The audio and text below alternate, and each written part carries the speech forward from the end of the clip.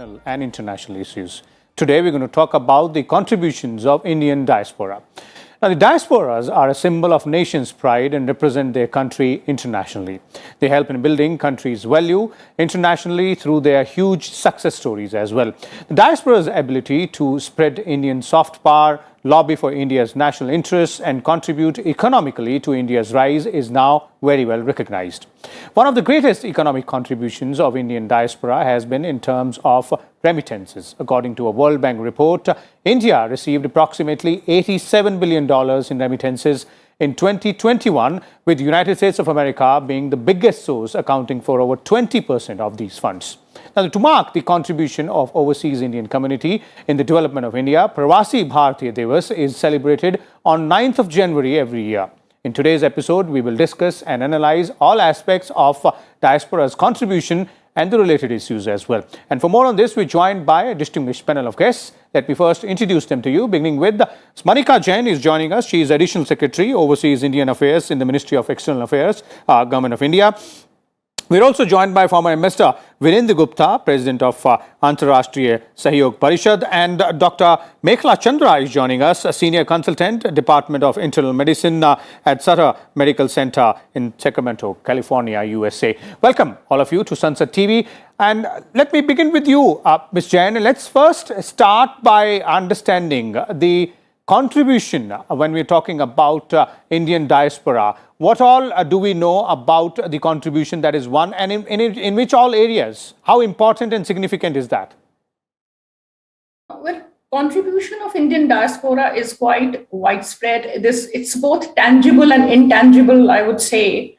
Couple of them you've already sort of narrated that they are source of huge foreign exchange in terms of remittances, and it's not only remittances, but diaspora also invests in India. It also comes back and contributes in terms of knowledge as well as innovation investment in the country.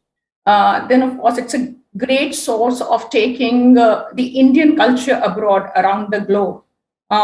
We call Indian diaspora as the soft power of India. We really leverage it in that fashion. And it would not be an exaggeration to say that the culture and the festivals of India, which are so widely known across the globe, and especially in democratic countries, is all but because of our diaspora.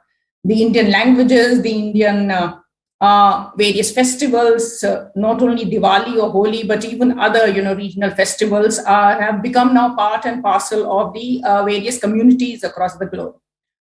Then there's also the contribution in terms of global economy. I would say that Indians now have been having positions in not only major corporations, but also in many governments. They're having leadership roles in various governments. They've also been head of states and governments in many countries, people of Indian origin. And then, of course, ministerial positions. So their contributions have been in the politics of their host countries, in the bilateral relationship between India and those countries, and also in many areas where they have been lobbying for India's interests. Mm-hmm. So I would say that they have been kind of contributing in almost all spheres, whether science, technology, innovation, politics, new ideas, also changing ideas, then giving back to communities, whether outside or in India, bringing back remittances, new ideas, also helping the masses, whether grassroots, whether in India or abroad.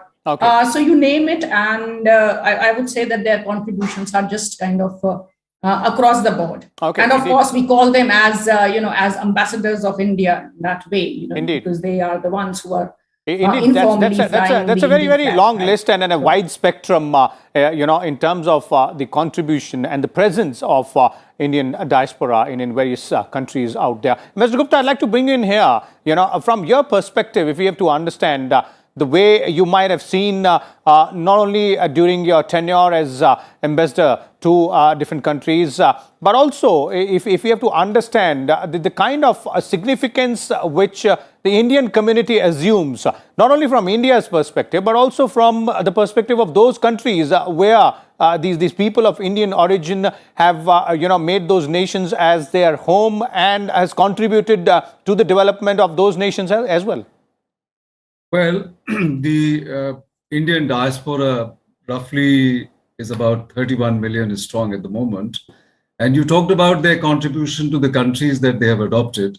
I think it is by now recognized almost universally that Indian communities overseas are very sincere, very hardworking, and they have distinguished themselves in almost every field, professionally, in business, in industry, in the field of education, in politics. Mrs. Jain mentioned so many different areas where the Indian diaspora has distinguished itself and has made a stellar contribution to socio-economic development of those countries which they have adopted.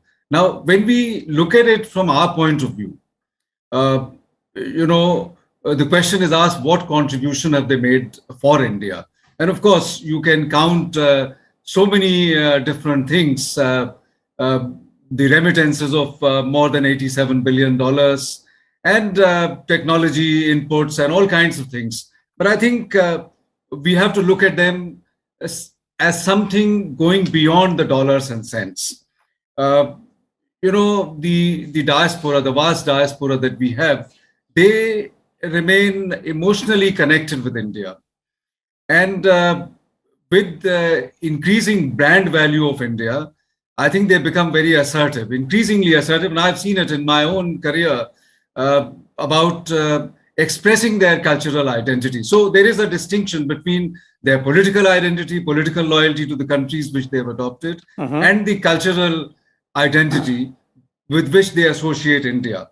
Now, there is, you talked about pride. When you see the Indian diaspora abroad excelling itself in so many different fields, occupying senior positions in professional fields, it is natural for us in India to have, to fill ourselves with a sense of pride. And I think when you look at them, it is somewhat unfair to ask this question as to what are they doing for us? Because I always regard the members of Indian diaspora as children of Mother India. Now, Mother never asks of her children as to what those children are doing for her. So I think it has become fashionable in the last few years for many of us to ask this question as to, okay, so government of India is doing so much for the diaspora. What are the diaspora? What is the diaspora doing? And I think that is a very unfair question. We have to just accept that the diaspora has kept a very deep emotional attachment with India. They have been largely responsible for spreading goodwill for India. Indeed. I don't want to use the soft power, because it has negative connotations. But I think certainly in terms of promoting India's goodwill, in terms of propagating and preserving India's culture, the Indian diaspora has played an extremely important role. Indeed. They are the goodwill ambassadors, as you're pointing out, Mr. Gupta. Let me bring in Dr. Mekhla Chandra here as well. Dr. Chandra, as a person of Indian origin, in your view, the significance of this lot, not only, as I was earlier pointing out, to India, and as Ambassador Gupta was also, emphasizing on that, but also from the perspective or from the fact that, people like you are goodwill ambassadors. Exactly what Sir and Ma'am mentioned. This has been a long journey for the Indian diaspora to be recognized as the pride of India. And I feel that I'm super lucky to be a part of that journey and to be a part of that representation. Everyone, including, a lot of my peers, have contributed in individual ways and in different levels for like professionalism. I'm a physician, so especially during COVID, I realized how much I can contribute towards my country in very different ways than I didn't realize before. For example, we work for American Association of Physicians for Indian Origin, and we contributed free consultations. I volunteered my personal time during COVID crisis for Indian population on WhatsApp or whatever media we could find. So these are very basic but individual examples of how, I'm sure other people have been contributing too. We bought a lot of like technology from India, from US to India, for example, and other countries. And, there's a lot of information exchange also. All these tech companies you see, 35% employees, for example, are Indian people. So they're the ones actually making that company. There's nothing called as just Harvard. Like people have made it into Harvard, and that's half of it is like Indian community, for example. So, everybody has been contributing in different levels, and it's been a long journey. And I'm glad that everybody, like at different levels, professional, government of India level, are recognizing that. Okay.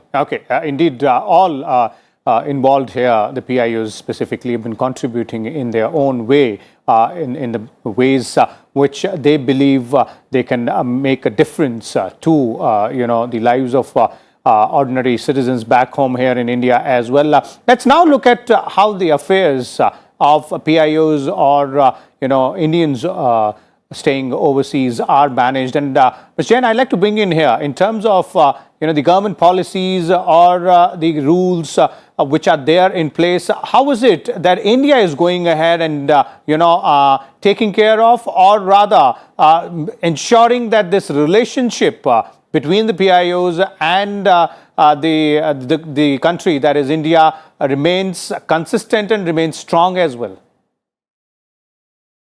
I would say that there is no one or whatever mechanism where we kind of continue this relationship. In fact, the whole policy is being guided by, as I would say, Prime Minister in terms of 4 C's, where we call connect, contribute, celebrate, and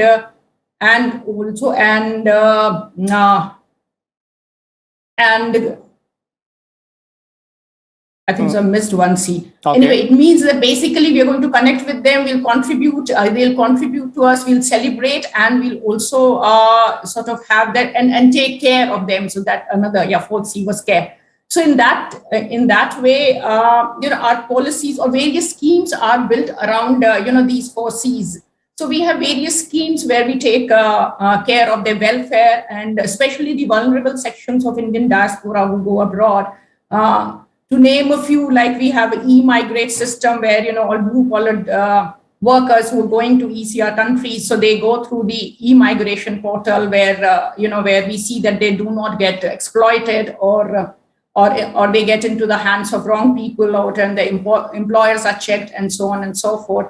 Also, there is an insurance policy for them. And then, these portals are connected 3 ways, with the mission headquarters as well as with the employing, with the agent, so that way, we ensure that their immigration is safe. There are various other ways also. Then when they're out abroad, before they go out, we train them, which is a PDOR training program, where we train them about the culture of that place and also what to expect, in case of any difficulties to get back to the mission.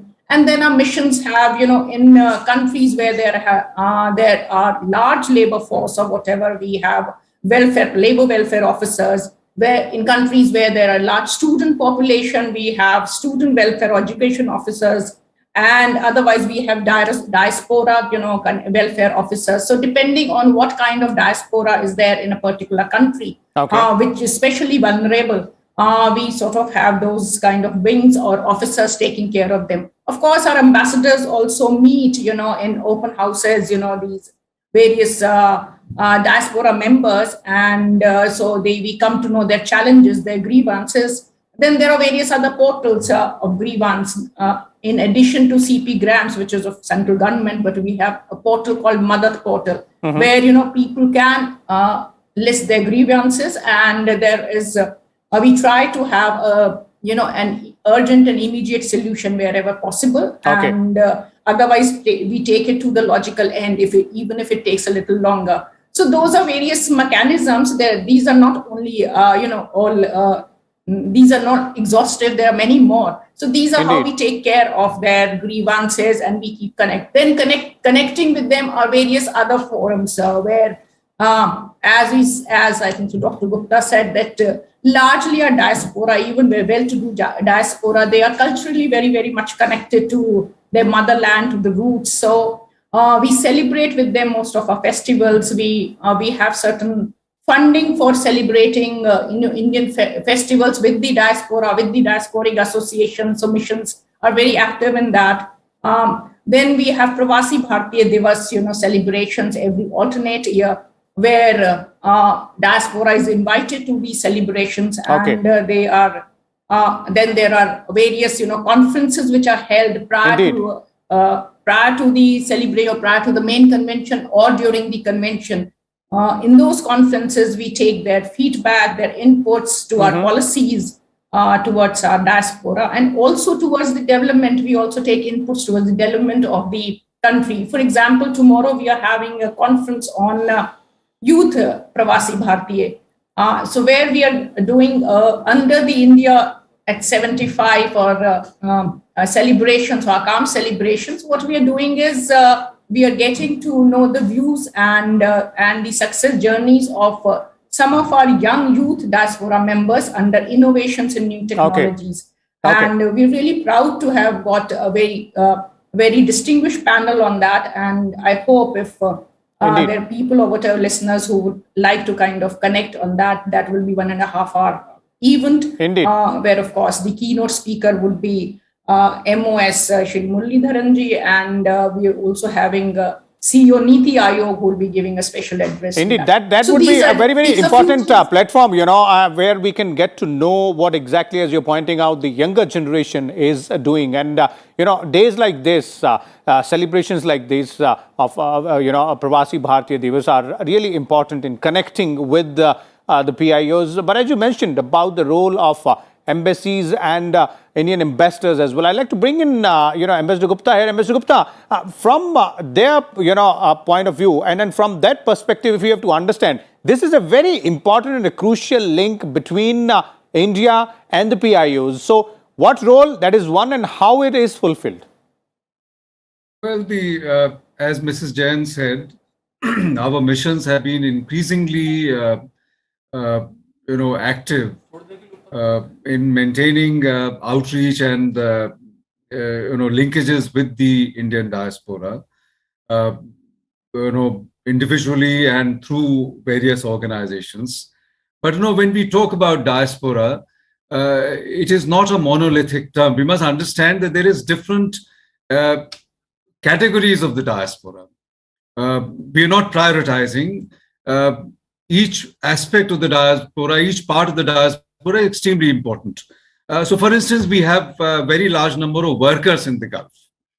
And some people might be putting them at the bottom of the pyramid, but that is not true, because the large amount of, remittance into the country comes from the Gulf countries. Then you have Girmitia countries, where Indians were taken as indentured labor, particularly Trinidad, Fiji, Mauritius, Guyana, these countries, where I don't think there is huge scope for business. I was ambassador in Trinidad, and I can tell you that people over there remain so rooted and connected with Indian culture despite the distance and despite so much of time that has elapsed. But they are hungry for Indian culture, and they are increasingly assertive about expressing their Indian cultural identity. I think what we need to do, apart from whatever we are doing at the moment, is that there are umpteen Indian organizations, cultural organizations, which are teaching performing arts, which are teaching Indian languages. And I think we've been networking with them, but our support is not adequate. We need to extend greater support. And then we come to the third part of the diaspora. Of course, Mekla is part of that diaspora, which we call dollar diaspora. Diaspora in America and other developed countries, where people have gone in the recent times as professionals, and now you see the third generation youngsters who are doing very well, and who are also beginning to take part in politics. So you see a lot of them participating in the politics of those countries, and they have done very well for themselves. We need to involve them, and I think this is the right approach that the ministry or our government has adopted in connecting with them, because we have a lot to learn. We have a lot to benefit in terms of networking with them in the field of innovation and technology. So I think we have to adopt different approaches in connecting with the diaspora. Indeed. To come back to the question that you asked, yes, our missions are taking increasingly active measures to connect with the diaspora. We have several programs. I can tell you as an anecdote. In fact, when I joined the service in 1977, my first posting, I was told by my ambassador that your priorities, diaspora does not figure at all, or diaspora was at the bottom of my priority. Now, these days in a mission, an ambassador would tell his young officer that diaspora is amongst the top priorities, and I think that is how we have completely transformed our approach to the diaspora. Indeed, that does speaks volumes about the way we are looking at Indian diaspora there. Dr. Chandra, concluding comment from you in terms of not only your experience vis-a-vis the outreach from Indian government or the embassies or India as a nation, but also suggestions when we are talking about more connectivity between people like you, PIOs, and India. As sir mentioned, I think like being a youth of India right now and being in that situation, and especially more of a physician, I can speak in different challenges that I have faced in US and India, to bring that experience that I have gained over there. And I really want to bring it in like policy making and welfare making for different companies. I already advise, for example, for some international and national companies, like how to promote businesses, how to promote productivity during COVID crisis, what can doctors contribute. So bringing that experience, and ma'am said there's a portal and, we're like promoting that. I think that's a great first step. To bring in the youth and bring in that experience is highly important for India. It's not just about the money. It's about, what you've learned in terms of technology, in terms of exposure. And then also I did want to comment on the cultural aspect. That's been a strong root for us. So as you know, like Diwali has become a national holiday in US pretty much recently. And so that's a huge thing about us, right? Like in America, for example, like there's a huge Indian impact. So they're also appreciating it. This portals that government of India has made, and I'm definitely going to attend that seminar tomorrow and, make my voice here too, because we want to contribute. We really do. And we want to be a part of this nation and represented in different countries. And we are very proud to do that in whatever way we can. And I speak for myself and for my peers, I'm sure. Indeed, you do speak for the others as well when you talk about the need or the urge to go ahead and contribute there. And as our experts were pointing out, it is all about connectivity. It's, of course, not limited only to remittances, but there are deep cultural ties as well. Thank you so much, Dr. Mekhla Chandra and Mr. Gupta, as well as Mrs. Manika Jain, for sharing your views and insight with our viewers on this very important aspect when we're talking about Indian diaspora, its contributions, and the way we share